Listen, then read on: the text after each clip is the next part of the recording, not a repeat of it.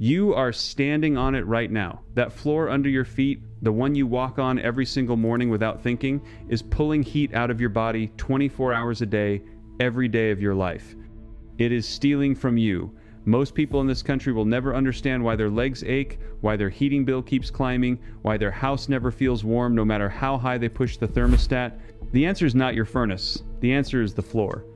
And here is the part that will make you sit up. The Amish solved this more than 2 centuries ago for the price of a sandwich. They did it with a material you can buy at any hardware store for about $5. They have been using it in Lancaster County, Pennsylvania, and in Holmes County, Ohio, since before the Civil War, and nobody in the modern heating industry wants you to know about it because the moment you do, you stop needing them. The first time I walked into one of these old Amish homes just outside Millersburg, it was 12 degrees outside and I was wearing 2 jackets. I stepped inside, pulled off my boots because that is the custom, and within about 30 seconds my feet felt like they were standing on a warm stone in the summer sun. There was no furnace running. There was no radiant system humming under the subfloor.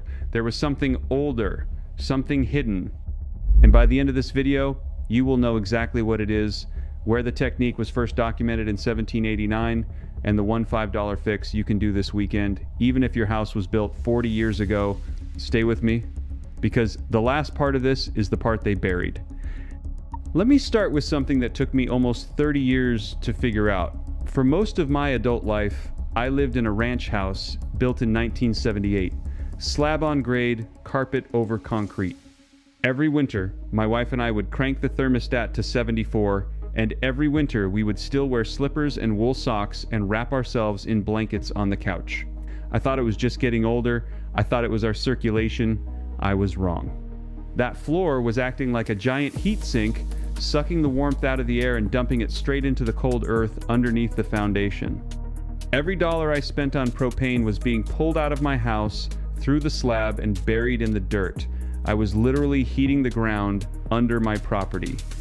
The average American home loses between 10 and 20% of its total heat through the floor in homes built before 1980. That number climbs higher.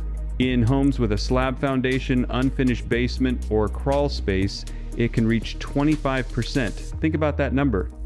1 out of every $4 you hand over to the gas company or the electric company is not heating you, it is heating the soil beneath your house. And that soil, no matter how much you pump into it, never warms up because the earth below 52 degrees is an infinite cold reservoir. You cannot win that fight. You have been losing it every single winter of your life. Now, the Amish figured this out generations ago, and not because they read a physics textbook. They figured it out the way their ancestors figured everything out, which is by living with consequences. If your floor was cold, your children got sick. If your children got sick, your family suffered. So they developed a layered floor system, something they learned from the German Palatinate tradition their ancestors carried across the Atlantic in 1737, that completely rejected the idea of a single floor surface. A proper Amish farmhouse floor has 3 layers: the subfloor, the insulating layer, and the working surface. And the middle layer is where the secret lives, because the middle layer is not wood. It is not foam, it is not fiberglass, it is something you can still buy today at any feed store or hardware store for less than the price of a gallon of milk. But before I tell you what that material is, you need to understand why this knowledge was pushed out of the mainstream in the first place. Because the truth is, somebody made a lot of money convincing you that your floor is fine the way it is. Let me take you back to 1947. That year, the National Association of Home Builders, working with the newly formed forced air heating industry, published a set of guidelines that redefined what a residential floor should look like. Before 1947, roughly 60% of American homes had some kind of insulating floor layer, whether it was cork, wool bat, horse hair felt, or a traditional material we will come back to in a minute. By 1965, that number had dropped below 8%. 8%. In less than 20 years, they convinced an entire country to stop insulating the surface they spend the most time standing on. Why? Because forced air heating only works if the floor is cold. I want you to really think about that sentence. The whole business model of central heating depends on your floor being a heat sink. If your floor held its warmth, you would not need to run the furnace nearly as often. You would cut your heating bill in half.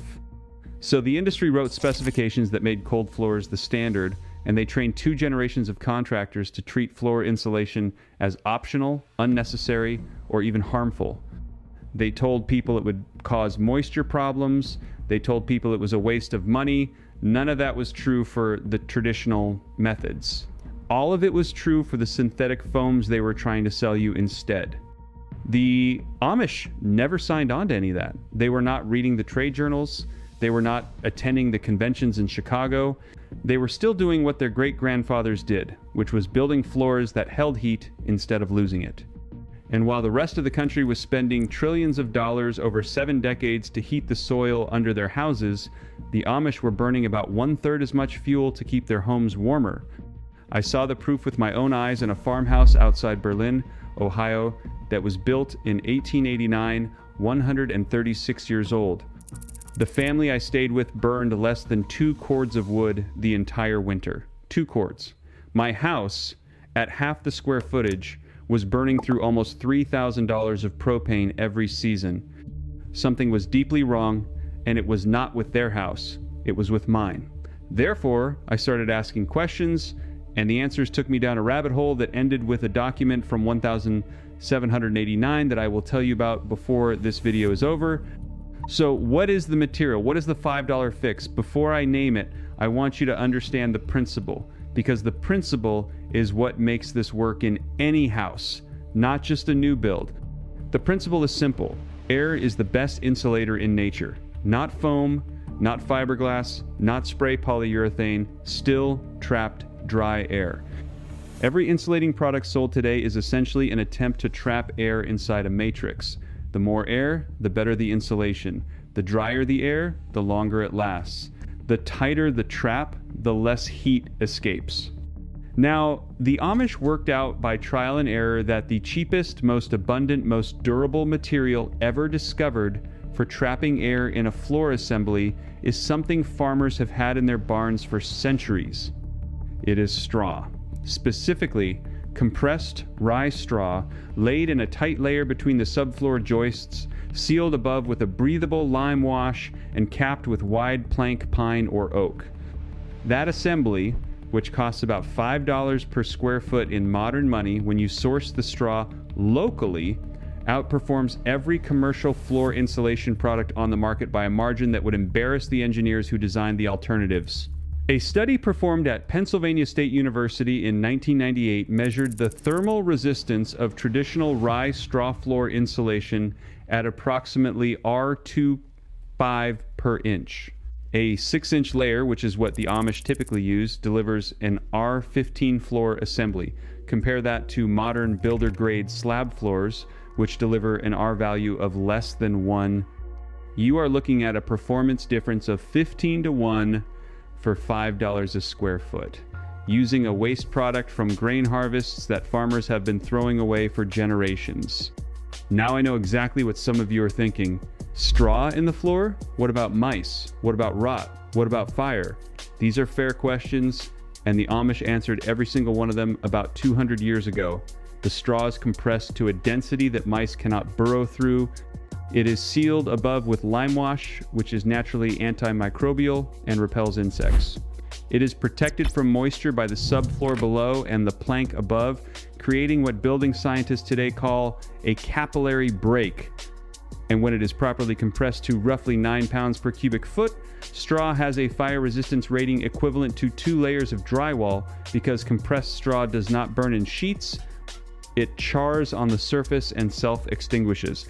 The Amish were practicing passive fire safety 2 centuries before anyone at underwriters' laboratories coined the term. But here's where it gets interesting, because you are probably sitting there thinking, your house is already built, your floors are already in place, and there is no way you can tear everything out to do this. Stay with me, because what I am about to tell you is the reason I kept digging into this for 3 more years. Now, If you already own a house and you are thinking this only applies to people building from scratch, stay with me, because this next part is specifically for you. This is the part that changed my entire winter, and it will change yours too, because you can do it this weekend without permits, without contractors, and without tearing up a single board in your house. Here is the situation most of you are in. You have a house built somewhere between 1,950 and 1,990. You have a slab foundation, a crawl space, or an unfinished basement. Your floors feel cold in the winter even when the thermostat is set to 72. You are paying too much in heating bills. You cannot exactly rip out your floors and rebuild them the Amish way. So what do? You use the access point that is already in your house, the crawl space or the basement ceiling. Because here is what the Amish understood and what modern builders refuse to tell you. The most effective place to stop heat loss through a floor is not on top of the floor, it is underneath it. If you can insulate the underside of your floor joists or the top surface of your crawl space, you can replicate about 70% of the thermal performance of a full traditional Amish floor assembly for a tiny fraction of the cost and with zero disruption to the living space above. The Amish families I spent time with in Lancaster County taught me a technique they use for their own retrofits, because even the Amish sometimes move into older houses that need upgrading. They take bales of clean rye straw, break them apart, and stuff compressed bats of the straw between the floor joists from below, working in a crawl space or basement. They secure it with chicken wire stapled to the bottom of the joists, creating what they call a bottom lift. Then they seal the underside with a layer of breathable craft paper, which prevents the straw from dropping out but allows moisture to escape so no mold ever develops. Total cost for a typical 1,500 square foot home, around $300 in materials if you buy the straw directly from a local farm. Labor, 1 weekend, 2 people, that is it. No contractors, no permits, no inspections, because you are insulating your own home with your own hands using a natural material. The result? I did this in my own house the first winter after I learned about it. My heating bill dropped by 37% the first month. 37%. My floors went from feeling like marble slabs in January to feeling like a cool wood floor in a normal room. The temperature differential between my feet and my head dropped from 12 degrees to under 3 degrees. My wife stopped wearing wool socks around the house. My electric bill for the space heater we used in the bathroom went away entirely because the bathroom floor was no longer freezing. If you do not have access to straw, or you live in a part of the country where rye is not common, there is a modern equivalent that works almost as well. Rock wool bats, rated R23, installed between the joists from below, covered with a vapor open membrane. Slightly more expensive, around $6 per square foot, but still vastly cheaper than any professional insulation job, and still something you can do yourself in a weekend. The principle is the same. Stop the heat from leaving through the bottom of your house. That is the whole game. Everything else is noise. And once you do this, you will start to notice something strange. Your furnace will run less. Your house will hold temperature longer after you turn the thermostat down at night. The cold spots in certain rooms will disappear. And you will start to understand something that the Amish have known for 2 centuries, which is that most of the money Americans spend on heating is not heating. It is replacing what the floor gave away. But there is one more thing, one detail, one final piece of knowledge that I have not shared with you yet, and it is the piece that ties this entire story together.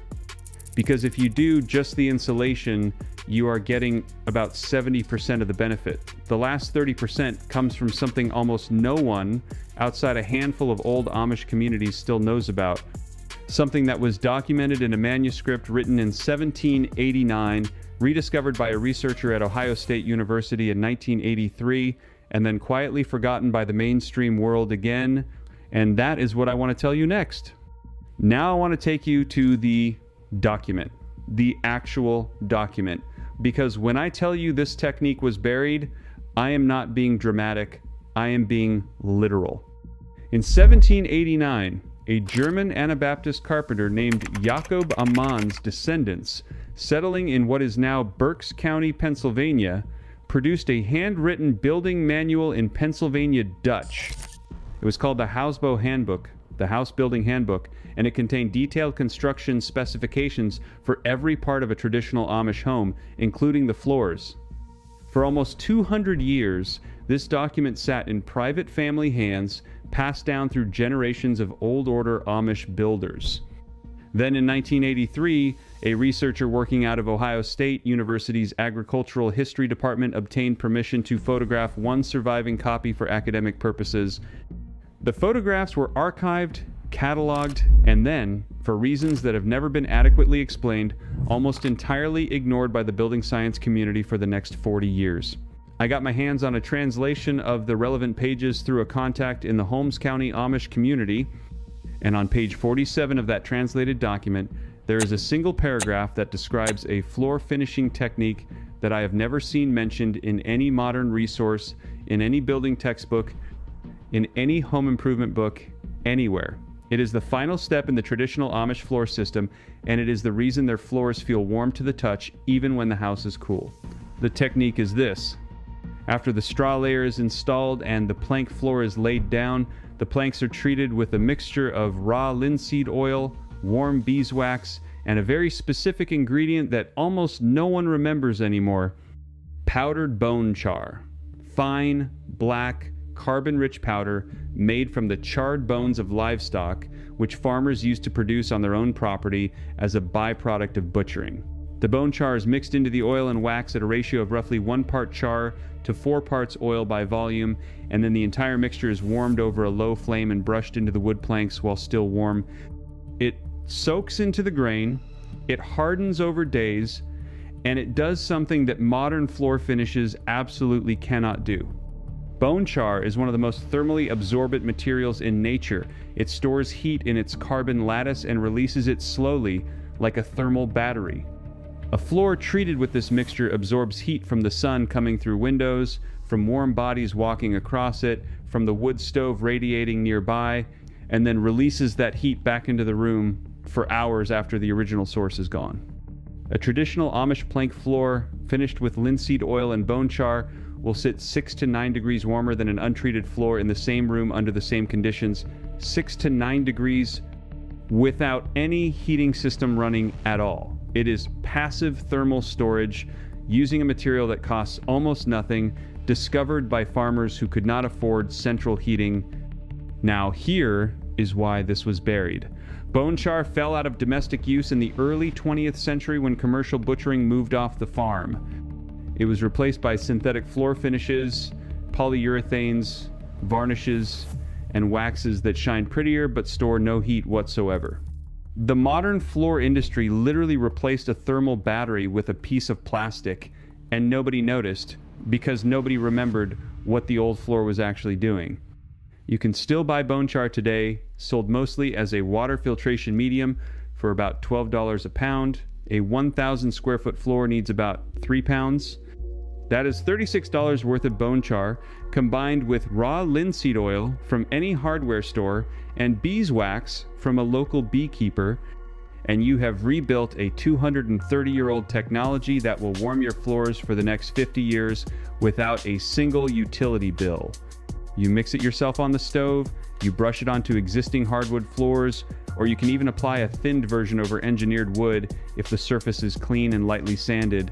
The smell is earthy, a little bit like a blacksmith shop, and it fades in about 72 hours. Once it is dry and cured, which takes about 7 days, the floor is darker, richer, and it holds heat like a stone hearth. Walk on it barefoot in February, and it feels like a warm living thing under your feet. I applied it to my living room floor in October of the year I finished the straw insulation. That winter, with both techniques working together, my heating bill dropped from the original figure by just over 60%. My wife, who had been skeptical of this entire project from the beginning, finally admitted she was wrong. She started telling her sisters about it. Her sisters told their husbands, and one by one, People I know have started quietly doing this in their own homes, not because I convinced them, but because they felt what it did the first time they walked across my floor in socks. This is the knowledge that was buried. This is what the Hausbau Handbook of 1789 preserved. This is what Ohio State University photographed and filed away in 1983. And this is what you now have, because somebody had to remember and somebody had to tell you. That somebody, for the next few minutes at least, is me. You have just recovered something that was taken from you. Not by accident, not by oversight, by design. For 70 years, you have been paying someone else to heat the ground underneath your house, and nobody told you there was another way, because if they told you, you would stop paying. Now you know. And the next time you walk across your kitchen on a cold morning and you feel that chill come up through the floor and into your bones, you will know exactly what is happening and exactly how to stop it. $5 of straw, $36 of bone char, 1 weekend of your time. 230 years of Amish wisdom that refuse to die. If you are the kind of person who believes real knowledge has been quietly pushed aside to protect someone else's profit, you already know what to do next. This is not about a home improvement project. This is about refusing to be a customer of a system that was built to keep you dependent. Now I have a question for you, and I want you to leave your answer in the comments below, because this audience does not speak up enough, and I want to hear from you. Have you ever felt that cold draft coming up through your floor in the middle of winter and wondered where all your heat was going? Tell me the year your house was built and whether you have a slab, a crawl space, or a basement. I read every comment on this channel, and the patterns in those comments tell me what to research next. Leave the comment, even one sentence. That is how this community grows. And if you are new here and you felt something click while you were watching this, subscribe to Eli Yoder Secrets, because this channel is not about entertainment. It is a movement of people who are quietly recovering the knowledge that was taken from our grandparents' generation. Every week, I uncover something new from the Amish tradition, from old farm manuals, from buried university research, and I bring it back to you in plain language that you can actually use. The next video I am working on is about a technique the Amish use to keep their wells from freezing at 20 below zero without electricity, without heat tape, and without any moving parts. It was first described in a Lancaster County almanac from 1834. And when you see how simple it is, you are going to wonder how any of us ever got talked out of it. Subscribe now so that video lands in front of you the day it goes live. One last thing, if you found value in what you just watched, share it with one person. Just one. Your brother, your neighbor, the guy at church who is always complaining about his heating bill. This knowledge was almost lost. It only survives now because people like you are willing to pass it on. That is how the Amish did it for 300 years. That is how we do it now, one floor at a time. One family at a time, one winter at a time. Until enough of us remember, and the industry that profited from our forgetting finally runs out of customers. I will see you in the next one.